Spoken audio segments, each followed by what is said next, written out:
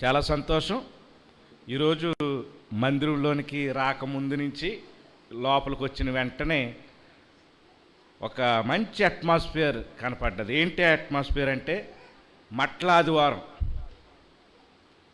పోయిన వారం అనుకున్నాను నేనని అసలు, కానీ ఈ వారం చూసినప్పుడు మరి చక్కటి డెకరేషన్ చేశారు. అంటే దీనికంటే ముందు సండే స్కూల్ వారు అందరూ కూడా ఊరేగారు కదండి. ఊరేగి ఏమని పలికారు అందరూ చెప్పండి? జయము జయమన్నారు, హోసన్నా అన్నారు, దావీదు కుమారుడా జయము అన్నారు. తర్వాత ప్రభు పేరట వచ్చేవాడు స్తుతింపబడినగాక అన్నారు. మరి ఆ రోజునైతే దుప్పట్లో చీరలో కూడా వేస్తారు కదా, ఎందుకంటే అప్పుడు గాడిద ఉంది, గాడిద మీద యేసు ప్రభు కూడా ఉన్నాడు. ఈరోజు మట్టుకు మాత్రం మనం ఈ ఈత రొబ్బలు పట్టుకుని చక్కగా ఈ మాటలు పలుకుతూ మనం వెళ్ళాం. అసలు యేసు ప్రభు వారు యెరూషలేములోనికి గాడిద మీద జయోత్సాహంతో వెళ్తున్నటువంటి సమయంలో అసలు ఏం జరిగింది మనం చూద్దాం. ఆయన ఎందుకు అలాగ వెళ్ళవలసి వచ్చింది? మనం ఆల్రెడీ పోయిన వారం చాలా మట్టుకి చూసాం. అది ప్రవచనం యొక్క నెరవేర్పు అని చూసాం కదా. అయితే అలా వెళ్ళినప్పుడు నిజానికి యేసు ప్రభు వారు అక్కడ చేయవలసినటువంటి పని ఏంటి అని ఆలోచన చేస్తే వాక్య అవగాహన ప్రకారంగా అలా వెళ్ళినటువంటి యేసు ప్రభు వారు చేయవలసిన పని ఏంటంటే రోమా ప్రభుత్వం యూదులందరినీ కూడా హింసిస్తూ ఒక రకంగా వారిని బాధిస్తూ ఉంటుండగా యూదుల రాజుగా మెస్సయ్యగా యేసు ప్రభు ఏం చేయాలంటే రోమా ప్రభుత్వం పైన యుద్ధం చేసి యూదుల్ని విడిపించి రాజులకు రాజుగా ప్రభువులకు ప్రభువుగా దావీదు సింహాసనం మీద యేసు ప్రభు వారు కూర్చుని పరిపాలన చేయాలన్నమాట. ఆయన రాజ్యాన్ని ఆయన స్థాపించాలి. అది ఆయన చేయవలసింది. అసలు ఇప్పుడు ప్రశ్న మీరు చెప్పొద్దులేండి, కానీ ఆలోచించుకోండి. నిజంగానే ఆ దినాన్న మొదటి మట్లాదివారం అలా అందాం, పామ్ సండే అందాం, కానీ నాకు అంటం ఇష్టం లేదు. కానీ నేను ఏమని అంటానంటే దీన్ని యేసు ప్రభు జయోత్సాహంతో యెరూషలేములోనికి వెళ్ళినటువంటి సందర్భం ఇది. మరి ఆ రోజు రోమా ప్రభుత్వాన్ని ఆయన యుద్ధం చేసి పడగొట్టి దావీదు సింహాసనం మీద కూర్చుని ఆయన రాజ్యం చేశాడా చెప్పండి, అది నా ప్రశ్న. ఇప్పుడు మీరు భలే చెప్పేస్తున్నారు ఆన్సర్. మిగతా వాళ్ళు ఆలోచన చేసుకున్నారు మీ మనసుల్లో. మరి చేశాడంటారమ్మా? ఆయన చేశాడంటారా? ఆలోచన చేయండి. ఎందుకు చేయలేదు? అది రోమ ప్రభుత్వాన్ని ఎందుకని పడగొట్టి ఓడించి ఆయన దావీదు సింహాసనం మీద కూర్చుని ఎందుకు ఆయన రాజ్యాన్ని ఇశ్రాయేలీయులకి ఇవ్వలేదు? అది పాయింట్. మళ్ళీ ఆలోచన చేయండి.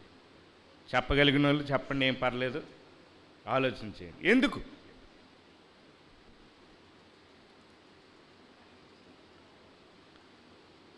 ఓకే, రోమా ప్రభుత్వం ఎంత కఠినులో మనం చూసాం. వారి కంటే యూదులు హృదయ కాఠిన్యం ఇంకా ఎక్కువగా ఉంది. ముందు వాళ్ళని జయించాలంటే వాళ్ళని జయించకముందు వీళ్ళని జయించాలి. అసలు యేసు ప్రభువుని ఈ లోకానికి ఎందుకు వచ్చాడో, ఆయన నిజంగా ఏమై ఉన్నాడో అది అసలు వీళ్ళకి తెలిస్తే కదా. ఫస్ట్ ఆఫ్ ఆల్ వీళ్ళకి తెలియలేదు. అందుకనే హోసన్నా జయము జయము, ప్రభు పేరట వచ్చేవాడు స్తుతింపబడునుగాక అని ఆదివారం పలికినటువంటి వారు 4-5 రోజులు తిరక్కముందే వారి యొక్క కోరిక నెరవేరలేదు. కాబట్టి యేసు ప్రభువుని సిలువ వేయండి, సిలువ వేయండి అని వారే ఏం చేశారు? కేకలు వేశారు, సిలువకు అప్పగించారు. వారి డిజైర్ నెరవేరలేదు కాబట్టి. మీకు ఈ బందిపోటు దొంగ బరబ్బా కావాలా? ఎందుకంటే ఇతడు కూడా రోమా ప్రభుత్వం మీద తిరుగుబాటు చేశాడు. మాకు మా సొంత రాజ్యం కావాలి, మీరు మా మీద పెత్తనం చేసేదేంటి? మేము ఫ్రీడమ్ కావాలి మాకని ఫ్రీడమ్ ఫైటర్ బరబ్బా. వీడు కావాలా, యేసు ప్రభు కావాలా అడిగినప్పుడు ఎవరు కావాలన్నారండి? అది. కాబట్టి ఎందుకు రాజ్యం ఇవ్వలేదు ఆయన అంటే, మీరు పోయిన వారం నేను చెప్పినటువంటి వర్తమానం ప్రకారంగా మీరు ఏమనుకోవచ్చు అంటే, రాజ్యం ఇవ్వటానికి యేసు ప్రభు వారు ఇష్టపడ్డారు, కానీ రాజ్యము పొందుకోవటానికి దావీదు కుమారుడిగా యేసు ప్రభు రాజ్య పరిపాలన చేయడానికి అక్కడున్న యూదులు సిద్ధపడి లేరు. వాళ్ళకి లేదు సిద్ధపాటు. First of all they were not prepared. మరి సిద్ధపడినప్పుడు నువ్వు నాకు రాజుగా వద్దు, మీ యొక్క ఏమంటారు, మీ యొక్క కోరికలు కాదు, మేము ఎలా ఉండాలో మేము మీకు చెప్తాం, ఆ ప్రకారంగా నువ్వు చేయాలన్నప్పుడు యేసుప్రభు వారు ఇస్తారంటారా? ఒక రకంగా ఆయన రాజుగా కావాలంటే కండిషన్స్ అండ్ టర్మ్స్ అప్లై అని ఉన్నది కదా ఈ మధ్య. ఏంటండి కండిషన్? షరతులు వర్తిస్తాయి నేను మీకు రాజుగా ఉండాలంటే. అవి ఎవరి షరతులు? ప్రజల షరతులా, దేవుని షరతులా? అప్పుడు వీళ్ళు అంటున్నారు, నీ షరతులు మీ టర్మ్స్ నాకు వర్తించకూడదు, our terms and conditions should apply, లేకపోతే ఇవి జరగాలి అంటున్నారు. అప్పుడు ఎలా ఇస్తాడు చెప్పండి రాజ్యం వారికి? కాబట్టి ఆయన రాజ్యం ఇశ్రాయేలీకి ఇవ్వకుండా ఆయన వచ్చినటువంటి ఉద్దేశం ఏంటంటే మానవాళి కోసం బలి పశువుగా ఆయన సిలువ మీద చనిపోవాలి. ఆయన ఆ విధంగా చనిపోయాడు. ఈరోజు సంఘం అనేటువంటి కొత్త పదార్థం వచ్చింది ఉనికిలోనికి. అది దేనివల్లంటే యేసు ప్రభు వారు రక్షకునిగా ఆయన సిలువ మీద చనిపోయినందుకు నీవు నేను ఆ ప్రణాళికలో ఉన్నాం. ఇప్పుడు అదే నడుస్తుంది. ఇశ్రాయేలు ప్రజలను, యూదుల్ని తాత్కాలికంగా ఆయన అలా ప్రక్కన పెట్టాడు. ఎప్పుడైతే ఈ సంఘం కాస్త ఎత్తబడతాదో, ఆ ఎత్తబడిన వెంటనే జరిగేది ఏంటో తెలుసండి? యూదులు యేసు ప్రభువుని మెస్సయ్యగా తిరస్కరించినందుకు 7 ఏండ్ల శ్రమ వాళ్ళకి వస్తుందండి. ఎందుకంటే ఆ రోజు యేసు ప్రభువుని అప్పగించినప్పుడు యూదులు, పిలాతు ఆయనకి తెలిసిపోయింది అన్యాయంగా వీళ్ళు యేసు ప్రభువుని సిలువకి అప్పగింటున్నారని తెలిసిపోయి వాళ్ళ భార్య కూడా చెప్పేసిందో మాట, ఆ నీతిమంతుని జోలికి పోవద్దని, నాకు ఎందుకు వచ్చిన గొడవలే అని. ఏం చేశాడు అతను? చేతులు కడిగేసుకున్నాడు. నాకు ఈ పాపం అంటకూడదు అనుకుంటే అప్పుడు యూదులు ప్రగల్భాలు, ఒక రకంగా ప్రగల్భాలు కాదు, వాళ్ళు ఒక రకంగా ఒక మాట పలికారు. ఏమని చెప్పండి? ఈ యొక్క శిక్ష, ఓకే నువ్వు చేతులు కడిగేసుకుని పక్కెళ్ళిపోయి ఏం పర్లేదు, ఒకవేళ ఏమైనా శిక్ష వస్తే మా మీద మా పిల్లల మీద రావుండుని గాక అన్నారు. అందుకని ఈ సంఘం ఎప్పుడైతే ఎత్తబడుతుంది అంటే, నీవు నేను ఎప్పుడైతే ప్రభు వచ్చినప్పుడు మనం కొనుక్కోబడతాం, అప్పుడు ఇశ్రాయేలీలకి నమ్మనందుకు 7 ఏండ్ల శ్రమకాలం. ఆ శ్రమకాలంలో నిజమైన మెస్సయ్య ఎవరో తెలుసుకుంటారు. చివరిలోనూ తెలుసుకున్న తర్వాత అప్పుడు రాజ్యం ఇస్తాడు. ఇదండి సింపుల్గా చెప్పాలంటే కథ. సరే, ఇక దాని గురించి ఇక వివరం చాలా ఇవ్వాలి. అయితే ఈరోజు నేను మెసేజ్లోకి వెళ్ళిపోతున్నాను. అసలు యేసు ప్రభు ఎవరో ఆ రోజు యూదులు కనుక గ్రహించుండుంటే, ఆయన మా మెస్సయ్య అని కనుక గ్రహించుండుంటే వారికి ఆ రోజు మరి రాజ్యము ఇచ్చుండేవాడు ప్రభు. సరే, వాళ్ళ సంగతి ప్రక్కన పెట్టండి. మరి ఈరోజు మన సంగతి ఏంటి? ఈరోజు మనం ఈ యుగంలో ఉన్నాం. మనం కూడా యేసు ప్రభువుని మెస్సయ్యగా అంగీకరించాలా ఇప్పుడంటే? లేదు. ఆ సువార్త మెస్సయ్యగా అంగీకరించాలి. దేవుని రాజ్యం పరలోక రాజ్యం సమీపిస్తుంది అనేటువంటి సువార్త యూదులకి అప్పుడు. ఈరోజు సువార్త యేసు ప్రభుని మెస్సయ్యగా అంగీకరించమని కాదు. ఈరోజు సువార్త ఏంటో తెలుసా? యేసు ప్రభునందు విశ్వాసం ఉంచుము, అప్పుడు నువ్వు రక్షణ పొందుతావు. ఏమని విశ్వాసం ఉంచాలి? ఆయన నా రక్షకుడని, మెస్సయ్య అని కాదు. రక్షకుడు అంటే లేఖనముల ప్రకారంగా యేసు ప్రభు వారు సిలువ మీద చనిపోయి ఆయన సమాధి చేయబడి తర్వాత 3వ దినాన్న తిరిగి లేచాడు అని నమ్మాలి. ఇప్పుడు ఈ రోజున మనం మొట్టమొదటి మట్లాదివారం రోజునైతే ఆ యూదులు ఏమని నమ్ముండాలి? అసలు ఈయన మా మెస్సయ్య, ఈయన తప్ప మాకు వేరొక రాజు లేడు, మేము ఈయన షరతులకి మేము ఒప్పుకోవాలి, ఈయన కింద ప్రభుత్వం కిందకి, ఈయన యొక్క రాజ్యం కిందకి మేము రావాలి, ఈయన చెప్పింది మా శాసనం కావాలి అనుకుని విధేయులైపోయి ఉంటే ఆ రోజు వాళ్ళ హృదయాలు కఠినమైన హృదయాలు కాస్త మాంసపు గుండిగా అయ్యుంటే ఆ రోజు వాళ్ళకి రాజ్యం వచ్చి ఉండేది. పోస్ట్పోన్ అయిపోయింది వాళ్ళకి. ఈరోజు సంఘంలో ఈరోజు అది మన మేలుకైంది, ఇది మన మేలుకైంది. అన్యజనులు ఇశ్రాయేల్ ఎవరైనా కానీ సంఘంలోనికి రాగలగటానికి ఈరోజు యేసు ప్రభువు వారు గొప్ప మార్గాన్ని చేశాడు. ఏంటా మార్గం? సిలువ మార్గం. సిలువ మార్గం. ఆ మార్గం ద్వారా మనం యేసు ప్రభువుని నమ్మాలి. ఏమని నమ్మాలండి? ఇప్పుడు మళ్ళీ వస్తాడు. మన ఇండియాలో ఒక పెద్ద ప్రభుత్వం ఉంది, అది మనల్ని హింసిస్తుంది. ఆ ప్రభుత్వం నుంచి మనల్ని విడిపించడానికి యేసు ప్రభు రావాలి అనేనా మన యొక్క రక్షణ అదేనా మనకి? ఈరోజు భౌతికమైన రక్షణ కాదు మనకు కావాల్సింది, ఆధ్యాత్మికమైన రక్షణ. పాపము నుండి విడుదల కావాలి. దానికోసం ఆలోచించండి. ఓకే, జనసమూహం యేసుని ఎలా చూసారో చూద్దాం. ఈరోజు సేమ్ జనసమూహం ఎలా చూసారో అలాంటి డిజైర్, ఒక రకమైనటువంటి రాంగ్ మోటివ్ మనకు కూడా ఉంది. యేసు ప్రభువుని ఆ రోజు గాడిద మీద ఆయన్ని ఊరేగించి హోసన్న జయము జయము దావీదు కుమారుడా జయము, ప్రభు పేట వచ్చేవాడు జయము, స్తుతింపబడిగా కంటానికి కారణం ఏంటంటే number 1, the crowd sees Jesus as a celebrity ticket. మళ్ళీ చదువుతున్నాను, మళ్ళీ చెప్తున్నాను, చూడండి, ఇది వినాలి.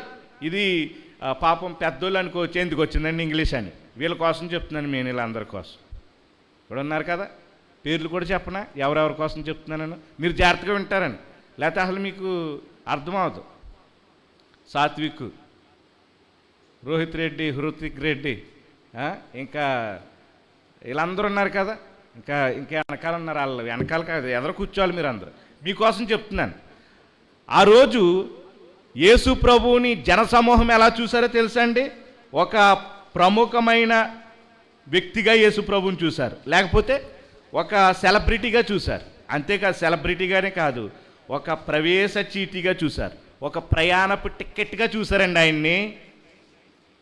The crowd saw Jesus Christ as a celebrity ticket. ఈరోజు యేసు ప్రభుని అలాగే చూస్తున్నావు నువ్వు. నేను స్క్రిప్చర్స్లోకి వెళ్ళకముందు మనం కూడా ఇలాగే చూస్తున్నామంటానికి కొన్ని ఉదాహరణలు చెప్తున్నాను, చూడండి. ఉదాహరణలు ఏంటంటే, ఈ టికెట్ అనేది దేనికి ఉపయోగపడుతుంది చెప్పండి? బస్సులో ప్రయాణించినా, ఒక ఎగ్జిబిషన్కి వెళ్ళినా, సినిమాకి వెళ్ళినా టికెట్ అనేది దేనికి ఉపయోగపడుతుంది చెప్పండి? లోపలికి ప్రవేశించడానికి. తర్వాత అమ్మ, మీరు చాలా చోట్లకి వెళ్ళారు కదా, చాలా టికెట్లు తీసుకున్నారు. మీరు ఎన్ని టికెట్లు దాచుకున్నారు చెప్పండి? ఏమైనా టికెట్లు ఉన్నాయి మీ దగ్గర? నేను ఎక్కగా ఒక ఫ్లైట్ ఎక్కాను. ఒకసారి ఫ్లైట్ ఎక్కిన టికెట్ని దాచుకోవాలి అసలు కదా, దాచుకోలేదు. ఎందుకు ఉపయోగపడుతుంది తర్వాత. కానీ ఆ ఫ్లైట్లోకి వెళ్ళేంతవరకు మాత్రం అది లేకపోతే, అది దిగిపోతే అసలు పడేసిన ఎవడికి అది. యేసు ప్రభువుని అలా యూజ్ అండ్ త్రూగా వాడుకున్నారు ఆ రోజు. యూజ్ అండ్ త్రూగా వాడుకుందాం అనుకున్నారు ఆ రోజు. పశ్చాత్తాపం లేదు, మారు మనసు లేదు, ఒక ప్రవేశ చీటీగా, టికెట్గా వాడుకున్నారు. ఫేమస్ అయిపోయాడు కదా ఆయన, సెలబ్రిటీ అయిపోయాడు కదా. ఈరోజు మనం కూడా అలాగే యూజ్ అండ్ త్రూలా చేయట్లేదు యేసు ప్రభువుని. అవసరం వచ్చినప్పుడు ఆ టికెట్ని దగ్గర పెట్టుకొని అవసరం అయిపోయిన వెంటనే చింపేయటమో పడేయటమో ఇంకా దాని గురించి పట్టింపు లేనట్టుగాను. ఏమండి, మనం అటువంటి టిక్కెట్గా యేసు ప్రభువుని వాడుకుని ప్రతిసారి వాడేసుకుని మన అవసరం తీరిపోయిన తర్వాత వదిలేసి మళ్ళీ వాడేసుకుని ఎంత దారుణం అండి ఈరోజు క్రైస్తవ్యం ఎలా వెళ్ళిపోతుంది. ఆ రోజు యూదులు చేసిన పని మనం కూడా చేస్తున్నాం. ఓకే, నేను ఇలిస్ట్రేషన్లో ఇవ్వకముందు లేకపోతే మన యొక్క సొంత విషయాల్లోనికి రాకముందు చూద్దాం యేసు ప్రభువారు అసలు ఆ రోజు ఏం జరిగిందో చూద్దాం. యేసు ప్రభువారు నిజానికి ఎక్కడికి వెళ్తున్నాడంటే యెరూషలేం మందిరానికి వెళ్తున్నాడండి. గుర్తుంచుకోండి, ఇంక యేసు ప్రభువారు యెరూషలేం మందిరంకి వెళ్ళటం అదే లాస్ట్ అనమాట. ఎందుకు వెళ్తున్నాడంటే పస్కాని ఆచరించడం కోసం ప్రతి యూదుడు కూడా వెళ్ళవలసినటువంటి అవసరం ఉంది. ఎన్నోసార్లు యేసు ప్రభువారు దేవాలయానికి వెళ్ళి ఉంటాడు. అన్నిసార్లు రికార్డ్ చేయలేదు బైబిల్లో. కానీ ఏదైనా మనకు ఒక పాఠం నేర్పించాలనుకుంటే పరిశుద్ధాత్మ దేవుడు దాని యొక్క దైవావేశం ద్వారా మనకి రాయించాడనమాట. అందులోకి ఇది లాస్ట్ టైం వెళ్ళాడు కాబట్టి చాలా క్రూషియల్ కాబట్టి తప్పనిసరిగా రాశారు ఇది. ఆయన పస్కాని ఆచరించడానికి వెళ్ళాడు. పస్కా ఎప్పుడు జరుగుతుంది సాధారణంగా అంటే యోధా మతం నిస్సాన్ అనేటువంటి మతం ఉంటుంది. మనకి జనవరి, ఫిబ్రవరి, మార్చి, ఏప్రిల్ ఎలా ఉన్నాయో వాళ్ళకి నిస్సాన్ అనేటువంటి నెల ఉంటుంది. ఆ యోధా మతం నిస్సాన్లో జరుగుతుందనమాట. అది మన ఒక రకంగా మన క్యాలెండర్ ప్రకారంగా చూస్తే ఎర్లీ ఏప్రిల్ అంటే ఏప్రిల్ ప్రారంభంలోనే వచ్చేస్తుంది అనమాట. ఈసారి మనకి యోధా మతం క్యాలెండర్తో పోల్చుకుంటే మనకి మార్చిలోనే వచ్చేసింది. కొన్నిసార్లు ఎప్పుడవుతుందండి ఏప్రిల్ అనమాట. అదే మారుతూ ఉంటుంది. ఆ టైంలో యెరూషలేములో అది అంతా కూడా అది పండగ వాతావరణం వచ్చింది. అందరూ కూడా వెళ్ళిపోతున్నారు ఎక్కడికంటే పస్కాని జరుపుకోవటానికి. ఈ మోషే యొక్క ధర్మశాస్త్రం ప్రకారంగా పస్కా అంటే ఇంక వాళ్ళకి తిరిగిలేని పండుగ, విడుదలనిచ్చేటువంటి పండుగ అనమాట వాళ్ళకి. ఎక్కడి నుంచి విడుదల వచ్చిందండి పస్కా అంటే? ఐగుప్తు బానిసత్వం నుండి వారికి విడుదల వచ్చింది. ఇప్పుడేమో ఐగుప్తు అయిపోయిన తర్వాత బాగానే ఉన్నది. మళ్ళీ పాపం చేసిన తర్వాత 70 సంవత్సరాల బబులోను చెరలోనికి వెళ్ళిపోయారు. బబులోను తర్వాత మాదీయులు, అస్సూరులు వచ్చారు. మాదీయులు, పర్సీలు వచ్చారు. మిడో పర్షియన్స్ అంటారు. వాళ్ళు వెళ్ళిపోయిన తర్వాత ఎవరు వచ్చారంటే గ్రీకులు వచ్చారు. గ్రీకుల క్రింద ఉన్నారు వీళ్ళు యూదులందరూ కూడా. గ్రీకులు కూడా వెళ్ళిపోయిన తర్వాత ఇంకెవరు వచ్చారంటే రోమీలు వచ్చారు. ఇప్పుడు యేసు ప్రభు కాలంలో రోమీల క్రింద ఉన్నారు బానిసత్వంలో.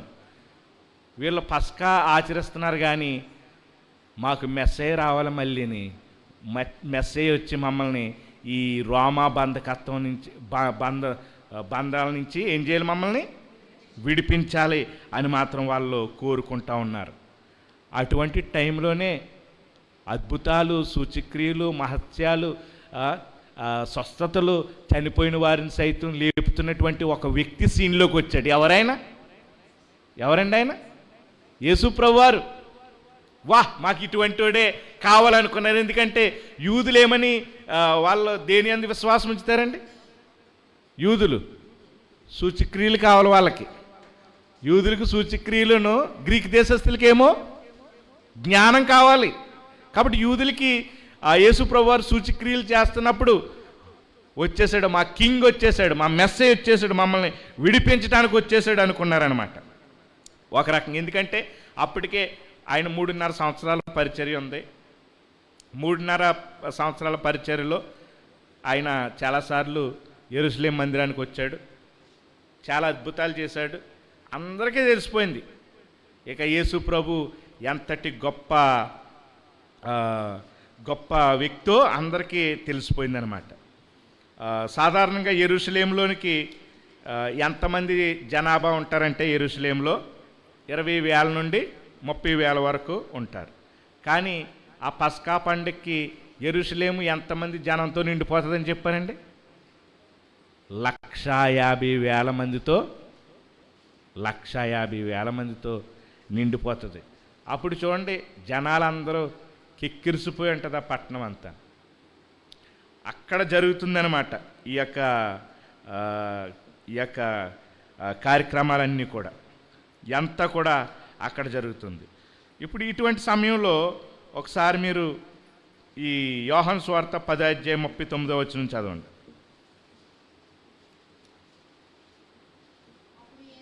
ఉమ్, ఉమ్, మరలా ఆయన పట్టుకోవాలని చూసిరు కానీ అంతే, చాలండి చాలండి. ఎందుకని పట్టుకోవాలని చూశారు, ఎందుకని ఆ చేతి నుండి వెళ్ళిపోయాడంటే లాజర్ని ఆ ముందే ఏం చేశాడండి, సమాధిలో ఉన్నటువంటి లాజర్ని ఏం చేశాడు ఆయన, తిరిగి లేపాడు. కాబట్టి ప్రెషర్ ఎక్కువైపోయింది, పరిసయ్యుల నుంచి ప్రెషర్ ఎక్కువైపోయింది. అప్పుడు ఆ సమయంలో వాళ్ళ శిష్యులు అంటున్నారు, యేసు ప్రభు శిష్యులు, యోహాను సువార్త 11:8 చదవండి ఒకసారి.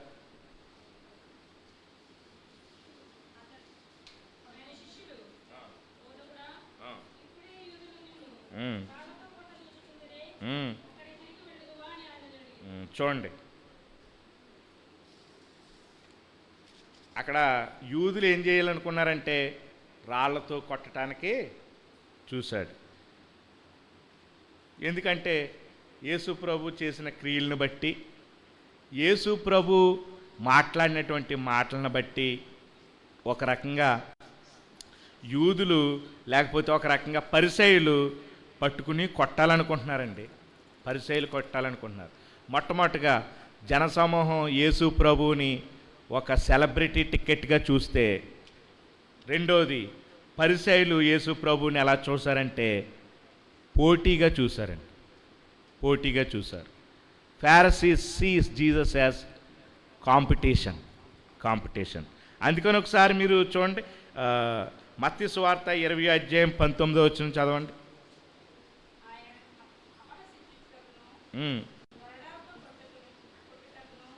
కాదు, మత్తయి సువార్త 20:19 అమ్మ.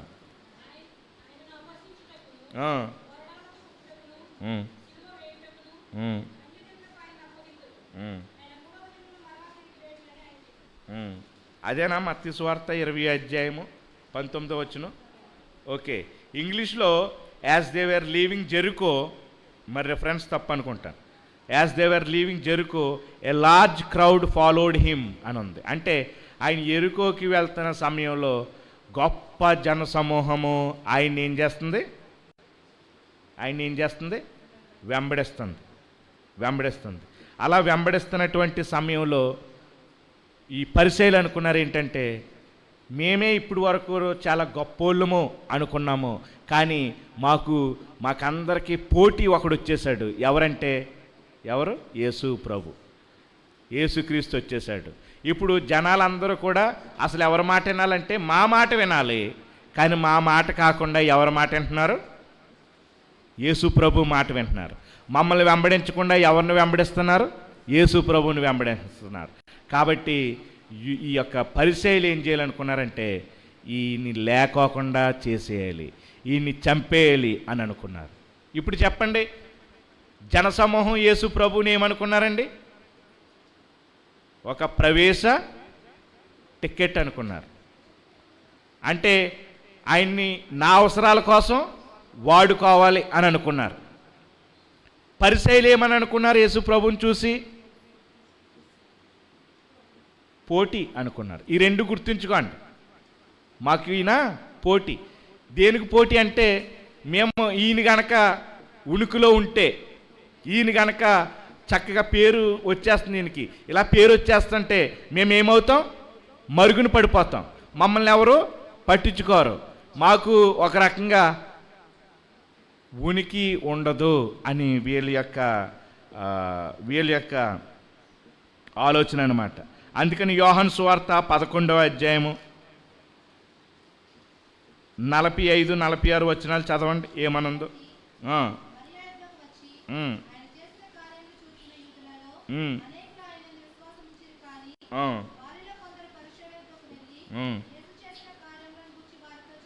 చూడండి, ఇక్కడ ఎలాంటి మనుషులు ఉన్నారంటే, మరియ దగ్గరికి వచ్చినటువంటి వారు యేసు ప్రభు చేసినటువంటి సంగతులన్నీ చూశారు.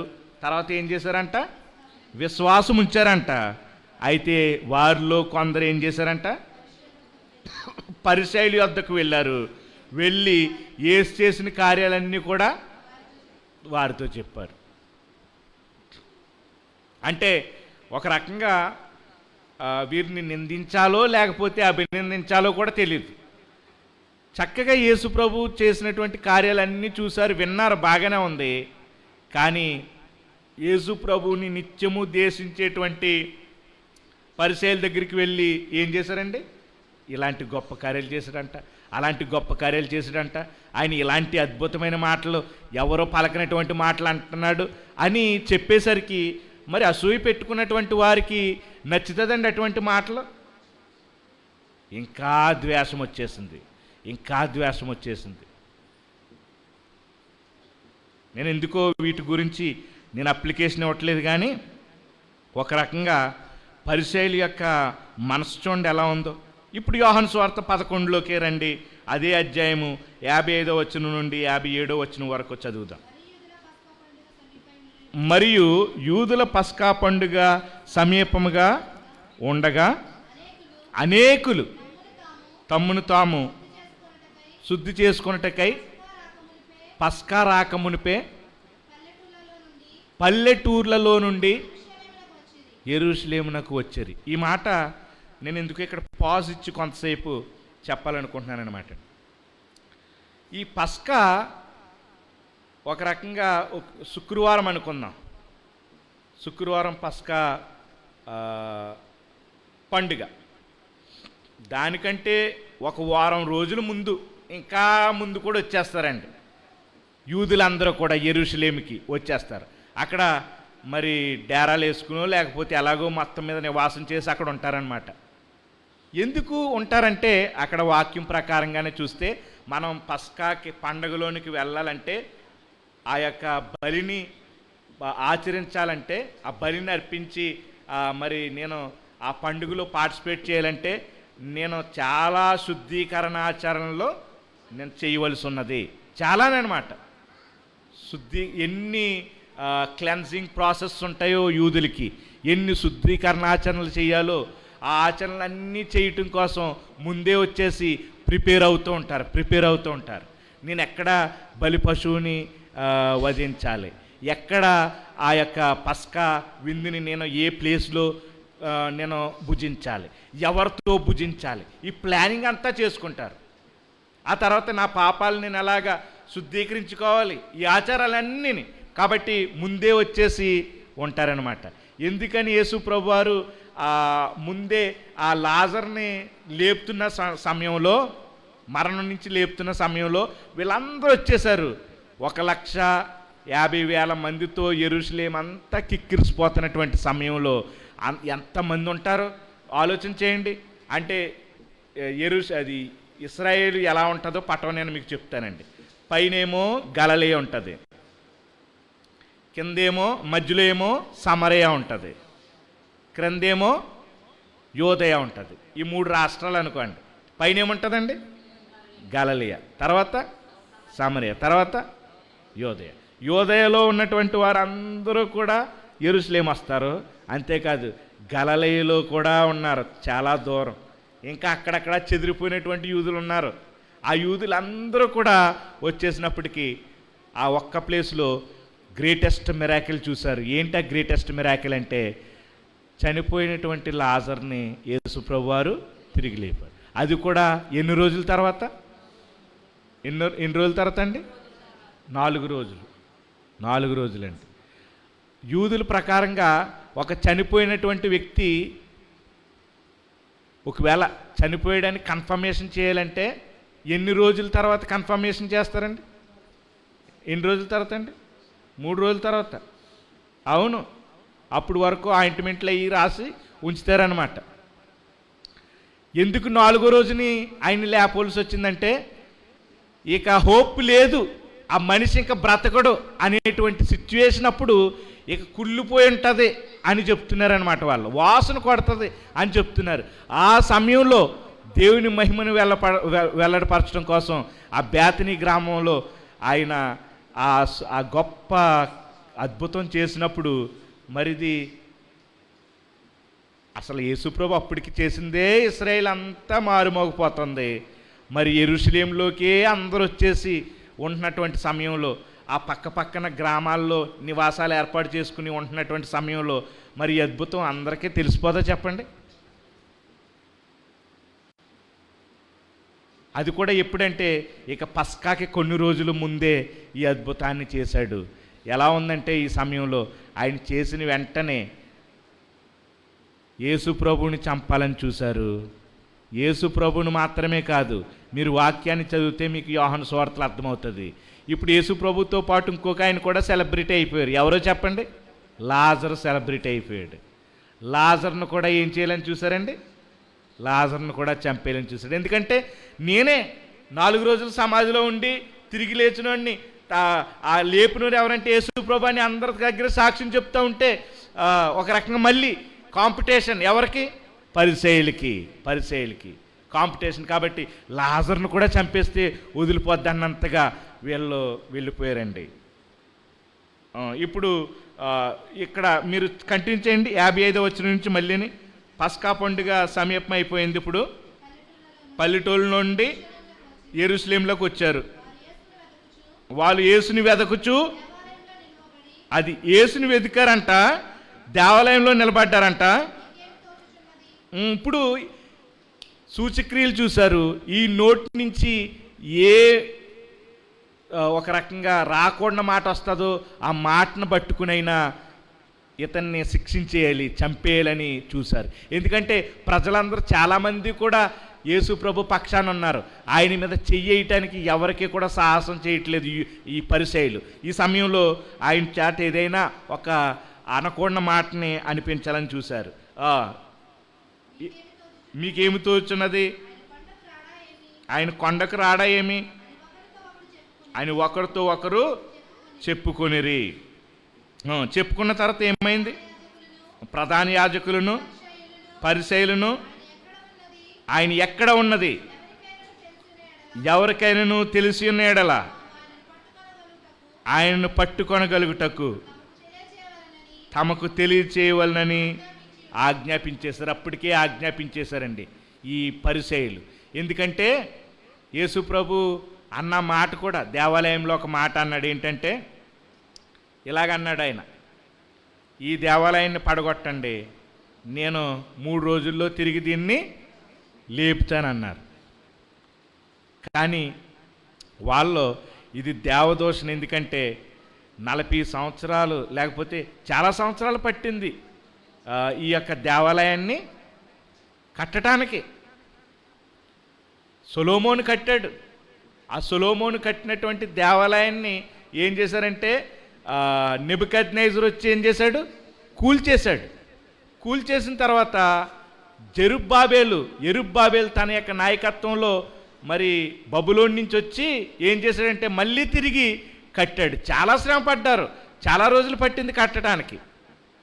మళ్ళీ కొన్ని సమయాల్లో దాన్ని కొంచెం శిథిలావస్థకు వచ్చినప్పుడు మళ్ళీ మెరుగుపరిచాడు హేరోదు. ఇప్పుడు అటువంటి సుందరమైనటువంటి దేవాలయాన్ని చూసి అందరూ అక్కడికి వచ్చి మరి ఆరాధించేటువంటి దేవాలయాన్ని చూసి ఈ దేవాలయాన్ని పడగొట్టేయమంటున్నాడు. ఈయన దుర్మార్గుడు కాదా? మా వాళ్ళేమో చాలా సంవత్సరాలు పట్టింది కట్టడానికి, ఈయన కేవలం 3 రోజుల్లోనే కట్టేస్తాడంట అని నేరం వేశారు. నేరం వేసి పట్టుకోవాలని చూశారనమాట అండి. చూశారు.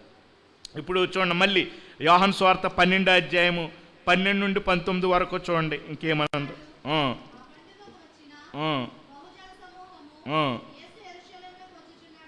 ఇదే మట్లాదివారం రోజు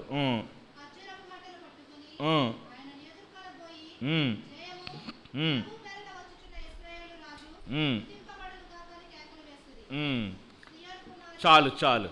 ఇక్కడ యేసు ప్రభువుని ఒక రకంగా ఈ జనసమూహం ఎలా చూసిందంటే ఆయన చాలా అద్భుత కార్యాలు చేస్తున్నాడు. త్వరగా ఆయన చేసినటువంటి కార్యాలు ఏంటో నేను మీకు చెప్తాను. ఆ కార్యాలు అయిన వెంటనే జనాలు ఏం చేయాలనుకున్నారో కూడా చెప్తాను నేను. ఆయన అద్భుతంగా బోధిస్తున్నాడు. అయితే భోజనం సమయం అయిపోయింది, రోజులు అయిపోతున్నాయి ఏకంగాను. ఆ సమయంలో ఆకలి అవుతున్నది, కానీ పట్టణం చాలా దూరంగా ఉంది, కొనుక్కుని రావడానికి డబ్బులు కూడా లేవు. ఆ సమయంలో ఒక గొప్ప అద్భుతాన్ని చేశాడు యేసుప్రభు వారు. ఏం అద్భుతం? 5 యవల రొట్టెల్ని 2 చేపల్ని ఏం చేశాడు ఆయన? 5,000 మంది పురుషులకు పంచాడు. దాదాపుగా 12,000 మంది ఉండుంటారు అక్కడ, స్త్రీలు పిల్లలు కలిపి. తర్వాత 12 గంపలు మిగిలాయి. ఇది చూసిన వెంటనే వీళ్ళు అనుకున్నారు, ఈయన మనతో ఉంటే ఎంత బాగుంటుంది, రాజుగా చేసేయాలి అనుకున్నారనమాట. అప్పుడు వాళ్ళ యొక్క ఊహల్ని, వారి యొక్క ఆలోచనల్ని గమనించిన యేసుప్రభు ఏమనుకున్నాడు? వెరీ గుడ్, నేను ఎంత పంచానంటే, ఎంత అద్భుతం చేశానంటే, ఇన్ని వేల మంది ఆహారం తిన్నారంటే కంపల్సరిగా నన్ను లీడర్గా కోరుకుంటున్నారు వీళ్ళు, నేను కూడా లీడర్గా ఉండటానికి అర్హుణ్ణే అనుకుని ఆయన అంగీకరించాడండి? అంగీకరించలేదు. ఆయన రాజు ఎక్కడ చేసేస్తారని వాళ్ళకి కనిపించుకోకుండా వెళ్ళిపోయినట్టు మనకి కనపడతారు అక్కడ. తర్వాత యేసుప్రభు యెరూషలేంకి వచ్చినప్పుడు కూడా అనేక అద్భుతాలు చేసినప్పుడు, ఈవెన్ లాజరును రేపినప్పుడు కూడా ఆయన రాజుగా చేద్దామని చూసినప్పుడు ఆయన తప్పించుకుని వెళ్ళిపోయినటువంటి సందర్భాలు ఉన్నాయి. ఎందుకంటే ఆ జనసమూహం యేసుప్రభుని ఎలా చూశారో యేసుప్రభుకు బాగా అర్థమైంది. ఈరోజు ఇంకా నేరుగా మన వరకు నేను వస్తున్నాను, మన వరకు వచ్చి ఈ ప్రశ్నలు నేను అడుగుతున్నాను, మీరు ఆలోచన చేసుకోండి. యేసు ప్రభువుని నా సొంత రక్షకుడైన ఆయన యందు విశ్వాసం ఉంచితేనే నాకు రక్షణ. నా కోసం ఆయన సిలువలో చనిపోయాడు, రక్తం కార్చాడు. నా కోసమే, నేను పొందవలసిన శిక్షే ఆయన పొందుకున్నాడు. నా కోసం ఆయన తిరిగి లేచాడు. ఈరోజు కనుక నేను ఆయన నమ్మితే నేను ఆయన బిడ్డనవుతాను. ఇంతవరకు కూడా నేను దేవునికి అవిధేయుడిగా జీవిస్తున్నాను, నా పాపంలోనే ఉన్నాను, నా పాపంలోనే నశించిపోతున్నాను. కానీ యేసయ్య నిజమైన రక్షకుడు, ఆయన యందు విశ్వాసం ఉంచితే ఆయన బిడ్డగా చేసుకుంటాడు. ఈ లోకంలో ఆయన బిడ్డగా నేను బ్రతుకుతాను అనేటువంటి ఆశతోనే యేసు ప్రభు దగ్గరికి వస్తున్నామా మనం? ఒక్కసారి ఆలోచన చేయండి. లేకపోతే ఇది పక్కన పెట్టేసి, మెయిన్గా ఇది పక్కన పెట్టేసి, ఇక మిగతా అవసరాలన్నీ తీర్చుకోవటానికి యేసు ప్రభు దగ్గరికి వస్తున్నామా?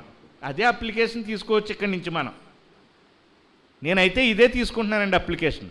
ఎందుకంటే ఈరోజు క్రైస్తవులుగా పేరు చెప్పుకుంటున్నటువంటి వారు యేసు ప్రభు మన కోసం చనిపోయాడు, ఆయన యందు విశ్వాసం ఉంచితే రక్షణ, ఆయన బిడ్డగా నేను అవుతాను, ఆయన విశ్వాసం ఉంచితే అనేటువంటి దాన్ని ప్రక్కన పెట్టేశారు. ఇప్పుడు పూర్తిగా పక్కన పెట్టేసి ఏమేం కావాలనుకుంటున్నారు చెప్పండి? దేనికోసం యేసు ప్రభువుని వెంబడిస్తున్నారు చెప్పండి? అవసరాల కోసం. ఏమండి, యేసు ప్రభువుని నమ్మిన తర్వాత అండి, యేసు ప్రభువుని మన రక్షకుడుగా చేసుకున్న తర్వాత, ఆయన బిడ్డగా అయిన తర్వాత మనం ఆయన్ని ఏది అడిగినా చక్కగా ఆయన్ని అడగటానికి హక్కు ఉంటుందండి. ఆయన తండ్రి, ఆయన్ని అబ్బా తండ్రి అని పిలుస్తున్నాం. తండ్రి కుమారుడు ఆ యొక్క రిలేషన్షిప్, లేకపోతే తండ్రి కుమార్తె రిలేషన్షిప్లో మనం ఏ అయినా అడుగుతాం, పర్వాలేదు. కానీ అసలైనటువంటి ఈ రిలేషన్షిప్ లేకోకుండా యూజ్ అండ్ త్రూగా యేసు ప్రభువుని వాడుకుంటున్నామా? ఒక్కసారి ఆలోచన చేయాలి. అది దేనికోసమైనా కావచ్చండి. నెంబర్ 1, చదువు కోసమైనా కావచ్చు. యేసు ప్రభువునేమో ఇంకా నమ్మలేదు, మన రక్షకునిగా అంగీకరించలేదండి. అంగీకరించకుండా నాకు మంచి జ్ఞానం ఇవ్వాలి దేవుడు అని కోరుకుంటున్నాము, నాకు మంచి మార్కులు రావాలని కోరుకుంటున్నాము. కుదురుతుందా? ఒకవేళ దేవుడు ఇస్తాడేమో, కానీ మనకి ఆ రోజు యూదులకి ఏమైనా తేడా ఉందా? ఆ రోజు యూదులు కూడా అలాగే వారు కోరుకున్నారు. ఆయన మెస్సయ్య ముందు రోమా ప్రభుత్వాన్ని ఆయన జయించాలంటే ముందు ఏం చేయాలంటే మాలో ఉన్నటువంటి అహంకారాన్ని, మాలో ఉన్నటువంటి పాపాన్ని మేము ఏం చేయాలంటే ఆయన మా మీద ముందు పోరాడాలి, మా పాపాన్ని ఆయన జయించాలి. మాకు ఈ బండబారిన హృదయాలు పోయి మెత్తని హృదయాలు రావాలి. అది ముందు కావాల్సిందని అనుకోలేదు. ముందేం కావాలంటే వాళ్ళు బంధకాలు ఉన్నారు, ఆ బంధకాల నుంచి యేసు ప్రభు వారు విడిపించేయాలి. మేము ఎలా బ్రతికినా పర్వాలేదు, అని అనుకున్నారు. యేసు ప్రభు వారు వాళ్ళకి రాజుగా ఉండటానికి ఇష్టపడలేదు. ఈరోజు నేను అడుగుతున్నాను, యేసు ప్రభు దగ్గరికి నువ్వు రాకోకుండా అవసరాల కోసమే వస్తున్నావా? అవసరాల కోసమే వస్తున్నావా? ఎంతమంది ఈరోజు అవసరాల కోసమే వస్తున్నారు. మళ్ళీ బోధకుల గురించి కూడా నేను తప్పనిసరిగా చెప్పాలి. బోధకుల గురించి ఈరోజు బోధకులు ఎలా ఉన్నారంటే, యేసు ప్రభువుని నువ్వు రక్షకునిగా అంగీకరించావా, విశ్వాసం ఉంచావా, రక్షణ పొందావా, అసలైంది అది కావలసింది అని ముందు చెప్పాలి. అయితే ముందు చెప్పుకోకుండా వాళ్ళు చెప్పేటువంటి అవసరపు చిట్టానంతటినీ కూడా ఒక రకమైన జాబితా అంతా ఉంటుంది. ఆ జాబితా అన్నిటి కోసం మేము ప్రార్థన చేస్తాం అంటున్నారు.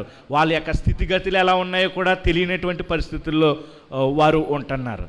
ఇది సెలబ్రిటీ బోధకులు ఒక రకంగా మనకి ఎలాగ తప్పుగా నేర్పించలేదండి? ఒకసారి ఆలోచన చేయండి. వాళ్ళకి ఏంటంటే జనాలు వస్తే చాలండి, మా యొక్క సంఘ సంఖ్య ఎంతమంది ఉన్నారని చెప్పుకుంటున్నారు, కానీ నిజానికి యథార్థంగా రక్షించబడినటువంటి వారు ఇంత సంఖ్య అని ఒకవేళ చెప్పితే ఎంతమంది ఉంటారో అక్కడ ఆలోచన చేయండి. మనమేమో అటువంటి సంఘాలే చాలా ఆశీర్వదించబడినటువంటి సంఘాలు అనుకుంటున్నాం. అటువంటి సంఘాలు మాత్రమే గొప్ప సంఘాలు అనుకుంటున్నాం మనం. ఒక 10 మంది ఉన్నా 20 మంది ఉన్నా యేసు ప్రభు నమ్మినటువంటి వారు, యేసు ప్రభు అథారిటీ కంటే అధికారానికి లోబడినటువంటి వారు తర్వాత నాకు ప్రభు ఈ అవసరం ఉందా ఆ అవసరం ఉందని అడిగితే దేవుడు ఎంత సంబరపడతాడు. అలా కాకోకుండా ఇష్టానుసారంగా ఏదో తిరునాళ్ళకు వచ్చినట్లు వచ్చేసి గోపురాన్ని దర్శించినట్టు దర్శించేసి అది కావాలి ఇది కావాలని చెప్పేస్తే అక్కడ బోధకుడు అవును ఇది ఇచ్చే ప్రభు అది ఇచ్చే, వీళ్ళు ఎంత స్పాన్సర్ చేశారు కాబట్టి ఇలాగ భౌతికంగా ఇలా ఆశీర్వదించాలని అలా ఆశీర్వదించు అని చెప్పేసి మాకెంతమంది జనం ఉన్నారంటే కుదిరిపోతుందా? మట్లాదివారం జరిగినటువంటి సంఘటనే ఈరోజు క్రైస్తవ్యంలో కూడా జరుగుతూనే ఉంది. డియర్ బ్రదర్ అండ్ సిస్టర్, ప్రియ సహోదరుడా సహోదరి, ఆలోచన చేయండి. ముందు మన అవసరాలు తీర్చబడడానికంటే ముందు ప్రాముఖ్యంగా ఆయన యొక్క అథారిటీ కిందకు వచ్చేయాలి మనం. ఆయన అథారిటీ కిందకంటే ఆయన యొక్క అధికారం కిందకు వచ్చేయాలి మనం. అందుకనే యోహాను సువార్తలు అంటాడు, మీరు నా యందును నేను మీ యందును నిలిచి ఉన్న తర్వాత మీరు ఏది అడిగినానో నేను ఇస్తానంటున్నాడు. అది ఆయన అథారిటీ కిందకు వచ్చేయాలి. అప్పుడు అడుగు, నీకు పరీక్షల్లో నీకు విజయం కావాలని, నీకు మంచి ఉద్యోగం కావాలని, ఏదైనా కానీ ప్రభు నీకు చేయటానికి ఇష్టపడతాడు. చేయటానికి ఆలస్యమైనా కానీ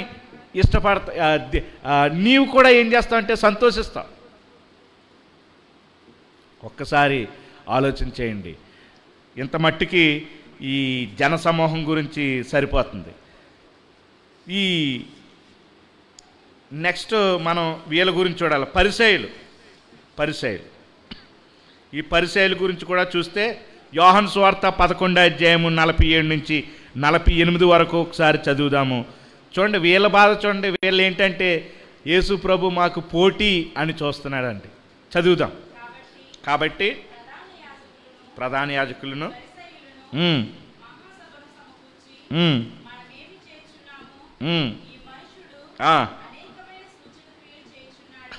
అది అనేక సూచక్రియలు చేస్తున్నాడే ఈ మనుషుడు. మనం ఇలాగే కనుక పోనిచ్చామనుకోండి ఇన్ని ఊరుకుంటే కనుక అందరూ ఆయన యందు విశ్వాసం ఉంచుతారు.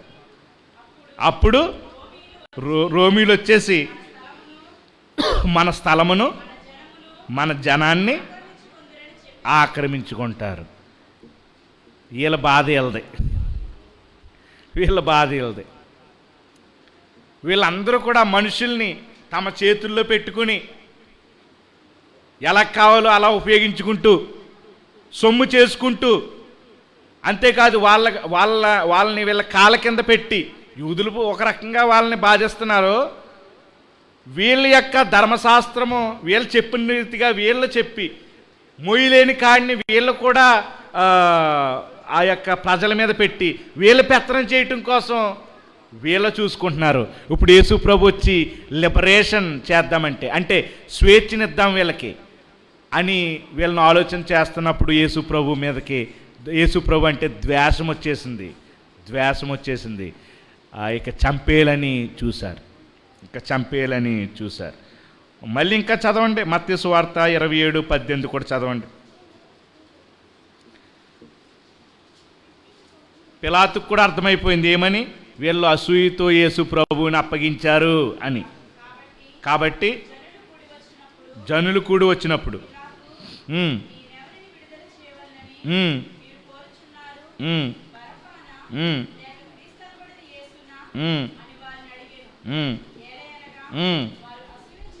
వారు అసూయ చేత ఆయన్ని అప్పగించిరని అతడు ఎరిగి ఉండేను. పిలాతుకి, ఒక అన్యుడికి అర్థమైపోయింది యేసు ప్రభువుని ఎందుకు బంధించి ఆ సిలువ వేయటానికి వీళ్ళు అప్పగిస్తున్నారు అనేది పిలాతుకి అర్థమైపోయింది. వీళ్ళు చేసే పనులు సాగట్లేదు ఈయనున్నంతకాలం అని చెప్పి. మళ్ళీ ఇంకొక వచనం కూడా చదవండి, ఇక ముగించేస్తాను. యోహాను సువార్త 12:19 చదవండి. కావున పరిసయ్యులు ఒకరితో ఒకరు మన ప్రయత్నాలన్నీ చేస్తున్నాం కానీ ఎలా నిష్ప్రయోజనం అయిపోయిందో చూడండి. ఇదిగో లోకం ఆయన వెంట పోవునది. అంటే లోకమంతా ఇంకా ఆయన వైపే ఉంది, మనల్ని పట్టించుకునేవాడు ఎవడో లేడు. ఇలా బాధ చూసారా? ఇంకా వచనాలు ఉన్నాయి. యోహాను 12:10 కూడా చదవండి. యోహాను 12:10. అతనిని బట్టి యూదుల్లో అనేకులు తమ వారిని విడిచి యేసునందు విశ్వాసం ఉంచేశారంట. అప్పుడు ప్రధాన యాజకులు లాజరును కూడా చంపేయాలనుకున్నారండి. ఎందుకంటే గొప్ప కార్యం చేశాడు ఈయనకే యేసు ప్రభు. ఈయన్నే లేకుండా చేసేస్తే ఆ కార్యం గురించి ఎవరో మాట్లాడరు. ఎంత భయంకరమైనటువంటి అసూయ చూడండి. నేను అంటాను, ఇది మన క్రైస్తవ్యంలో ఉన్నటువంటి మరొక పాపం ఏంటంటే పోటీతత్వం అండి. మంచి పోటీతత్వం మంచిదే. ఏంటి మంచి పోటీతత్వం అంటే, వీళ్ళందరూ విశ్వాసంలో ఎదుగుతున్నారు, నేను కూడా ఇంకా విశ్వాసంలో ఎదగాలి. వీళ్ళందరూ చక్కగా ప్రార్థన చేస్తున్నారు, నేను ఇంకా ప్రార్థన చేయాలి.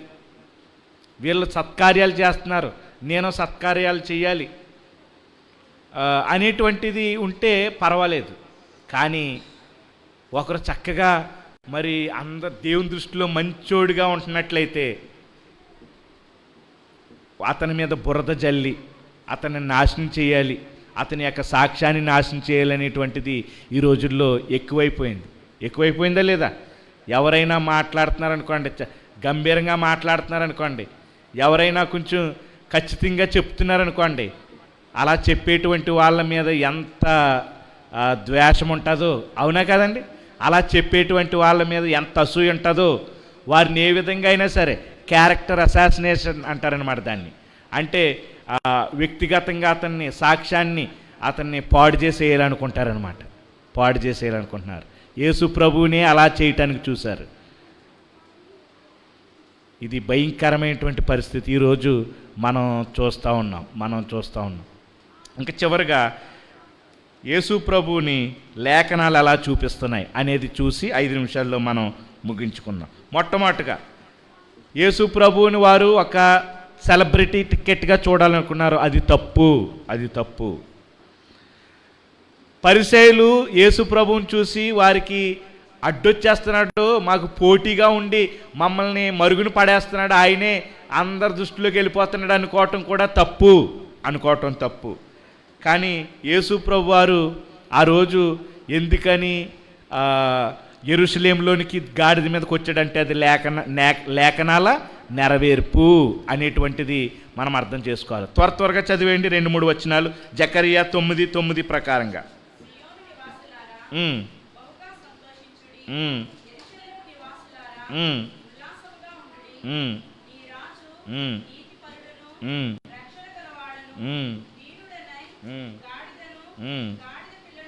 ఉమ్. యేసు ప్రభు వారి జీవితం అంతా ఏంటో తెలుసండి? పాత నిబంధనలో ప్రవచనాల నెరవేర్పు. ఆయన ప్రవచన పుత్రుడు. లేఖనాలు చెప్పినట్లుగా ఆయన చేస్తున్నాడు తప్ప లేఖనాలకి వ్యతిరేకంగా ఆయన ప్రవర్తించట్లేదు. కానీ ఈ విషయం యూదులు గమనించలేదు, జనసమూహం కూడా గమనించలేదు.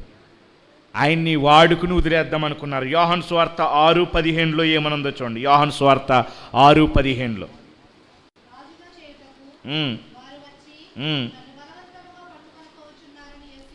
అది బలవంతంగాను యేసు ప్రభువుని తీసుకుని వెళ్ళిపోదాం అనుకున్నారు. ఎందుకంటే ఆ అద్భుతాలను చేయటం చూశారు, ఆ గొప్ప కార్యాలు చేయటం చూశారు. అంతే వెంటనే బలవంతంగా తీసుకుని వెళ్ళిపోవాలి యేసు ప్రభుని అనుకున్నారు. ఎందుకో చూద్దాం. ఎందుకనండి? కాదు, ఎందుకు బలవంతంగా తీసుకుపోవాలనుకున్నారు? రాజుని చేయటానికి బలవంతంగా తీసుకుపోవాలనుకున్నారు. అప్పుడు ఏం చేశాడండి యేసుప్రభు వారు? ఒంటరిగా కొండకి వెళ్ళిపోయాడు. ఎవరికి కనపడుకోకుండా కొండ మీదకి వెళ్ళిపోయాడు. అప్పుడప్పుడు ఈ వచనాలను నేను చూసినప్పుడు నాకు అనిపిస్తూ ఉంటుంది, ఏమని, ఏదైనా కొంచెం బాగా నేను ప్రవర్తించి ఎవరైనా గనక నన్ను సభాష్ అంటే గనక, ఏమండి, ఎవరైనా నన్ను మెచ్చుకుంటే గనక, నిజానికి అందరి మీద లీడర్గా ఎవరు ఉండాలని అనుకుంటానండి? నేనే ఉండాలి కదా అనుకుంటా. అందులోకి ఇంకొక 4-5 ఓట్లు ఎక్స్ట్రా వచ్చినాయి అనుకోండి నాకు, ఇక నేను తట్టుకోలేను. ఇంకా నేను కాకపోతే ఇంకెవరు బాస్ మీకు కదా, నన్ను ఉంచేయండి ఇంకా లీడర్గా అని అనుకుంటాం. కానీ యేసు ప్రభు మాత్రం దూరంగా వెళ్ళిపోయాడండి. ఇంకొక వచనం కూడా చదివేద్దాం. మత్తయి సువార్త 12:14-15 వరకు. త్వరగా చదివండి. మత్తయి సువార్త 12:14-15.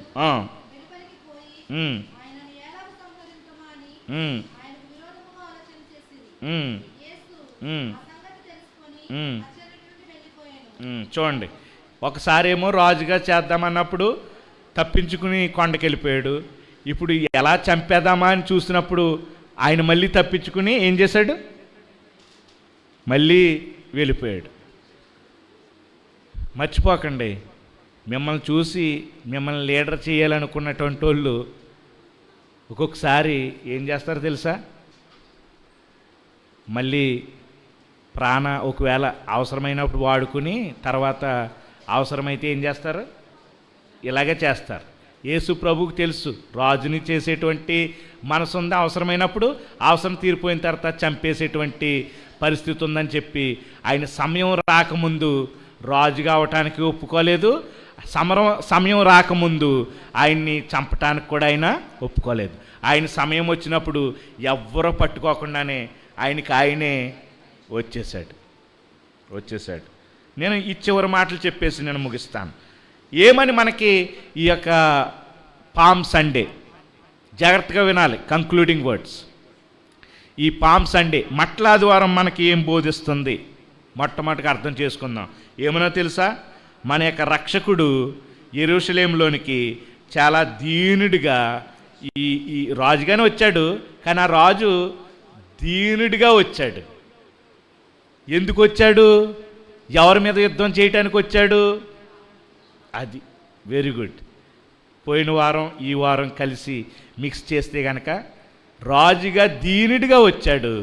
అది రోమా ప్రభుత్వం మీద యుద్ధం చేయటానికి కాదు, యూదుల్ని రోమా ప్రభుత్వం నుంచి విడిపించి యేసు ప్రభు యొక్క రాజ్యం, దావీదు సింహాసనం మీద యేసు ప్రభు కూర్చుని రాజ్యం పరిపాలన చేయటానికి కాదు యేసు ప్రభు వచ్చింది. He came to battle for our souls. మన యొక్క స్థితిగతులపైన యుద్ధం చేయాలనుకుంటున్నాడండి. మన యొక్క పాపాన్ని ఆయన ఏం చేయాలనుకుంటున్నాడు?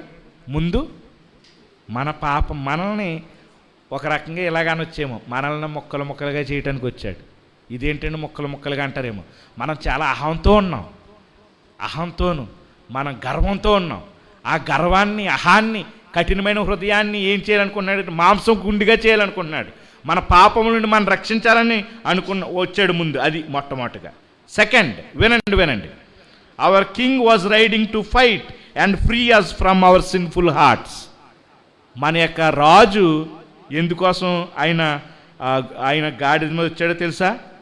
మన పాపము నుండి, మన యొక్క పాపపు హృదయాలని పాపపు హృదయాల మీద ఆయన పోరాటం చేసి గెలిచి మనల్ని విడిపించాలని ఆయన ఆశపడుతున్నాడు అనమాట. మనల్ని నుండి విడిపించడం అంటే ఏంటి? మన పాపము నుండి మొట్టమొదటిగా మనల్ని విడిపించటానికి ఆయన వచ్చాడని మట్లాదివారం గుర్తు చేస్తుంది. ఇంకా ఏం గుర్తు చేస్తుందో తెలుసా? The lamb of God riding in to the town for pass over. అంటే పస్కా రోజున రాజుగా ఆయన గాడిద మీద ఎక్కువ వస్తున్నాడు, కానీ ఇదిగో లోక పాపములు మోసుకొని దేవుని గొర్రె పిల్లగా ఆ యొక్క పస్కా పండుగలో వెళ్ళిపోతున్నాడు యెరూషలేములోనికి. ఎందుకంటే అప్పటి నుంచి పస్కా బలి పశువు ఏదో పశువు కాదిక. ఎవరా పస్కా బలి అండి? యేసు ప్రభువే బలి అయిపోవటానికి వచ్చేస్తున్నాడు. He was the sacrifice. ఆయనే బలి. He was coming to save us from the sin which binds us from seeing his glory. ఆయన మన పాపాల నుండి మనల్ని విడిపించడానికి, ఆయన మహిమను మనకు చూపించడానికి వస్తున్నాడు. తర్వాత the sword was drawn for battle but it wasn't in his hand. ఆయన ఖడ్గంతో వస్తున్నాడు యుద్ధం చేయటానికి, కానీ ఆ ఖడ్గం ఆయన చేతిలో లేదు. ఖడ్గంతోనే ఆయన యుద్ధం చేయడానికి వస్తున్నాడు, కానీ ఖడ్గం ఆయన చేతిలో లేదు. The sword was aimed at our king. ఆ ఖడ్గం చివరికి ఎవరి మీద గురిపెట్టి ఎవరిని పొడి చేసిందండి?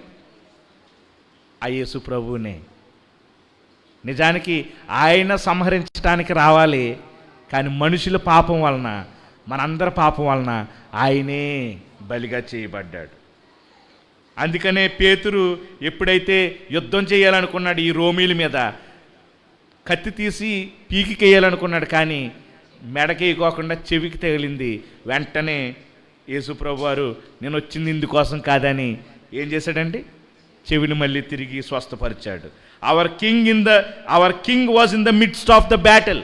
మన ప్రభు, మన రాజు యుద్ధం మధ్యలోనే ఉన్నాడు, కానీ ఆ యుద్ధం ఎలా చేశాడో తెలుసా? సిలువ మీద చనిపోయి చేశాడు. సిలువ మీద చనిపోయి చేశాడు. అందుకని ఆయన అన్న మాట ఏంటి? సిలువ మీద సమాప్తమైనది అన్నాడు. ఇట్ ఈస్ ఫినిష్డ్ అన్నాడు.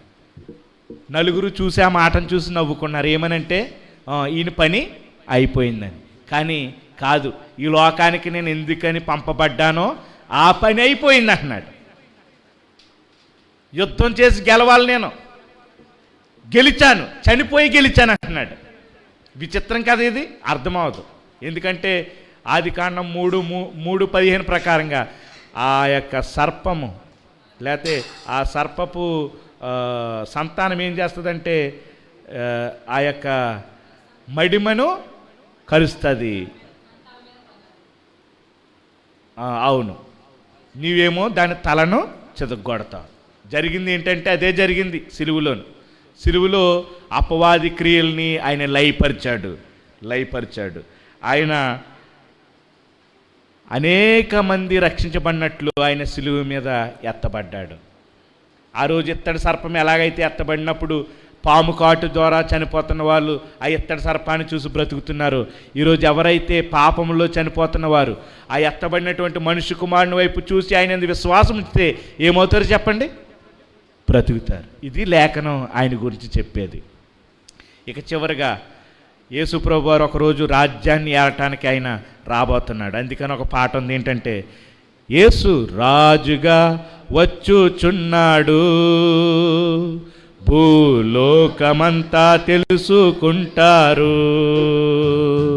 యేసు రాజుగా వచ్చుచున్నాడు, భూలోకమంతా తెలుసుకుంటారు. రవి కోటి తేజుడు రమ్యమైన దేవుడు, రవి కోటి తేజుడు రమ్యమైన దేవుడు, రారాజుగా వచ్చుచున్నాడు. యేసు రారాజుగా వచ్చుచున్నాడు, యేసు రాజుగా వచ్చుచున్నాడు. భూలోకమంతా తెలుసుకుంటారు. తల వంచుదాం. తల వంచి మనం ప్రార్థన చేసుకోక మునుపు ఒక్క నిమిషమే సమయం ఇస్తున్నాను. ఈరోజు విన్న వర్తమానం ప్రకారంగా యేసు ప్రభువుని మనం ఆ దినాన్ని యూదులు వాడుకుని విడిచిపెట్టేసేటువంటి విధంగా ఈరోజు యేసు ప్రభువుని మన అవసరాల కోసం వాడుకుంటున్నామా? ఆ రోజు పరిసయ్యులు ప్రధాన యాజకులు యేసు ప్రభువుని చూసి మాకు ఈయన పోటీ, ఈయన కనుకుంటే మాకు ఉనుకుండదు అని ఒకవేళ భావిస్తున్నామా? లేకపోతే లేఖనాలు చెప్పిన విధంగా యేసు ప్రభు ఎవరో ఎందుకోసం వచ్చాడు అనేటువంటి విషయం ఈరోజు గ్రహించాం. ఒక్కసారి ఆలోచన చేసుకుందాం. యేసు ప్రభు వారు మొదటిసారి వచ్చినప్పుడు ఆయన యూదుల రాజుగానే పిలిచారు, ఆయన్ని మెస్సయ్యగానే పిలిచారు, దావీదు కుమారుడు అన్నారు. కానీ హృదయంలో మాత్రం రాజుగా అంగీకరించలేదు వారిని, యేసు ప్రభుని. యూదులు తిరస్కరించడం వలన ఆయన మానవాళందరి కోసం సిలువ మీద చనిపోయాడు. ఈరోజు మనము అన్యులమైనటువంటి మనం ఆయన ప్రణాళికలోకి వచ్చాం, సంఘంగా ఉన్నాం. ఎందుకంటే సిలువ రక్తం వలన, ఆయన చిందించిన రక్తం వలన మనల్ని అంగీకరించాడు దేవుడు. ఒకరోజు సంఘం ఎత్తబడుతుంది, మళ్ళీ ఆయన రాబోతున్నాడు, రాజులకు రాజుగా ఆయన రాబోతున్నాడు. ఈసారి ఆయన సిలువ మీద చనిపోవటానికి రావట్లేదు, గొర్రె పిల్లగా రావట్లేదు, ఆయన యోధా గోత్రపు సింహంగా రాబోతున్నాడు.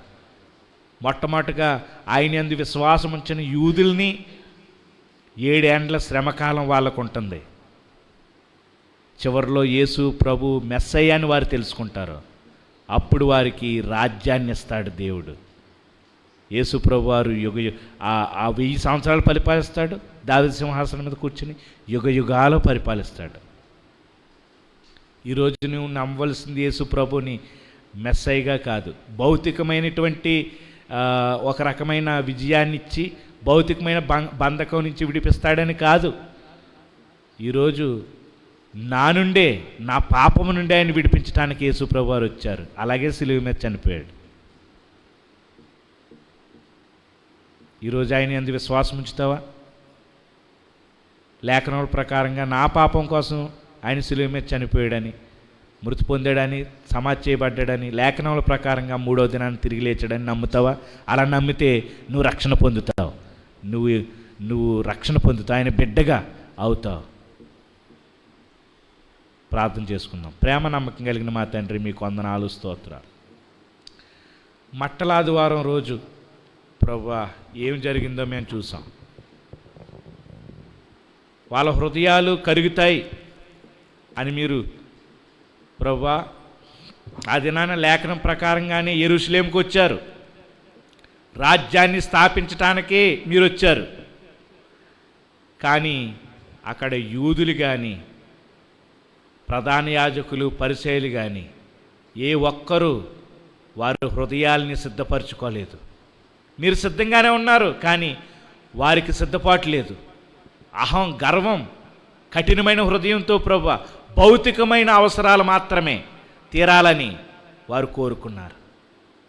మిమ్మల్ని వాడుకుని వదిలేద్దామనుకున్నారు, కానీ మీరు గ్రహించారు ప్రభువా, రాజ్యాన్ని కాస్త మీరు ప్రక్కన పెట్టి ఈరోజు ఎందుకు పనికిరానటువంటి మాలాంటి దౌర్భాగ్యుల కోసం మీరు సిలువలో చనిపోయి మీరు ప్రభువా రక్తమిచ్చుకున్నారు ప్రభువా. మమ్మల్ని సంఘంగా మీరు ఏర్పాటు చేసుకున్నారు, మీకు వందనాలు. మేము ఏమాత్రం అతిశయించకూడదు. యూదుల వలె ప్రభువా మేము కూడా ఏమాత్రం గర్వం, అహంకారము మాకు ఉండకూడదు. మీరు ఎందుకు ఈ లోకానికి వచ్చారో ప్రభువా, చనిపోవటానికని మేము గ్రహించి ఎందుకు పనికిరానటువంటి మా కోసం వచ్చారని ముందు ప్రభువా మేము రక్షకుడిగా మేము మా హృదయంలో చేర్చుకోవటానికి, మేము మీ అందు విశ్వాసం ఉంచడానికి మాకు సహాయం చేయండి. ఆ తర్వాత ప్రభువా మేము కావలసినటువంటి అవసరాలు పొందుకోవటానికి మాకు సహాయం చేయమని ప్రార్థిస్తున్నాం. ప్రభువా మరొకసారి మీకు వందనాలు. మీరు మీ వాగ్దానాలు మరి ప్రభువా మీరు మర్చిపోయేవారు కాదు, మీరు విఫలం చెందేవారు కాదు. మళ్ళీ ఒకరోజు యూదుల పట్ల మీరు మీ యొక్క వాగ్దానం నెరవేర్చబోతున్నారు.